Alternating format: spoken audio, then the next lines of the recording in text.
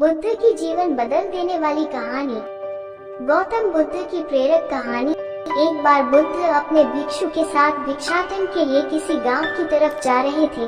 तभी अचानक बुद्ध के पैरों में कांटा लग गया। कांटा इतना तीक्ष्ण था कि चुभते ही रक्त की धार निकलने लगी। बुद्ध के भिक्षु ने रक्त को रोकने के लिए एक कपाल फाड़कर बुद्ध के पैर पर बांध दिया। इस घटना को कुछ लोग देख रहे थे जो कि बुद्ध से ईर्ष्या करते थे। उन्होंने बुद्ध से कहा कि हमें तो तुम्हें परमज्ञानी समझते थे, लेकिन दर्द को तुम भी सहन नहीं कर सकते हो।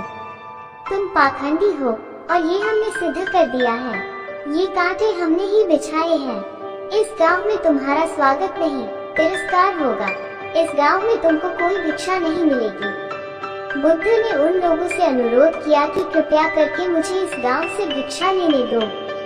बुद्ध के ईर्ष्यालुओं ने बुद्ध का उपहास बनाते हुए कहा कि अगर तुम्हें भिक्षाटन के लिए इस गांव में आना है तो तुम्हें अपने रक्त की बलिदानी देनी होगी। तुमको इस कांटों के रास्ते से गुजरना होगा। भगवान बुद्ध ने उनकी चुनौती को स्वीकार कर लिया और कांटों के रास्ते पर चलने के लिए अपने कदम बढ़ाने लगे। बुद्ध मुस्कुराते हुए कांटों पर चलने लगे। बुद्ध के साहस को देखकर गांव वाले चकित रह गए।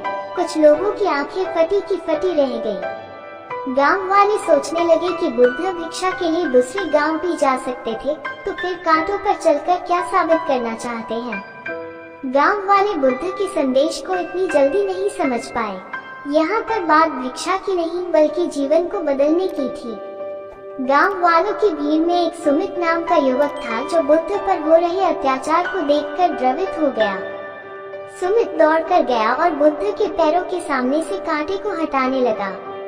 बुद्ध के ईर्ष्यालु सुमित को रोकने लगे और गांव से दाना पानी न देने की धमकी देने लगे। सुमित ने किसी की न सुनी और कांटों को हटाते हुए बोल, हे भगवान, आप इन मुट्ठी भर लोगों के अपने आप को कष्ट मत दीजिए। आप गांव में प्रवेश कीजिए, बहुत सारे लोग आपको भिक्षा देने के लिए आतुर हैं। बुद्ध ने सुमित को अपने आस बुलाया और आशीर्वाद देने लगे। सुमित पीछे हट गया।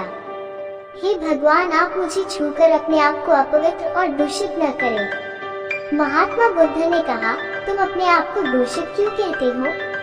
स्पर्श से कभी कोई भी दूषित नहीं होता है। मनुष्य तो लोभ, लालच, घृणा, ईर्ष्या से दूषित होता है।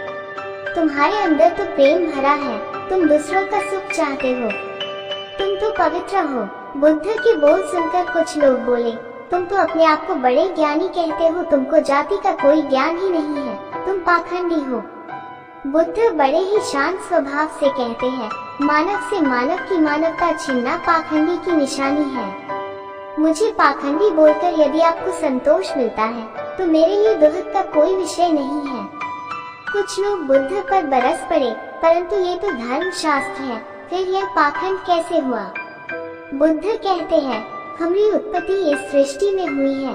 नदियों का पानी सभी की समान रूप से प्यास बुझाता है। खुले जंगलों की हवा भी भेदभाव नहीं करती है। खुला आसमान हमारे पिता के समान हमारी परवरिश करता है। सृष्टिकर्ता ने भी कोई भेदभाव नहीं किया है। फिर हम इंसान कौन होते हैं भेदभाव करने वाले? मानव मानव में भेद करके अपने संबंधों को बिगाड़ता है। बुद्ध के वचन के बाद कुछ लोग कहते हैं, अगर आप इतना ही कहते हैं तो सुमित को अपना भिक्षु क्यों नहीं बना लेते हैं? बुद्ध ने कहा कि अच्छा सुझाव है। अगर सुमित तुम चाहते हो तो तुम मेरा भिक्षु बन सकते हो। बुद्ध के आमंत्रण पर सुमित पहला नीच जाति का बौद्ध भिक्षु बनता है। इस पूरे विवरण में केवल सुमित का जीवन बदला, शेष सभी लोगों का जीवन रूपांतरित हुआ।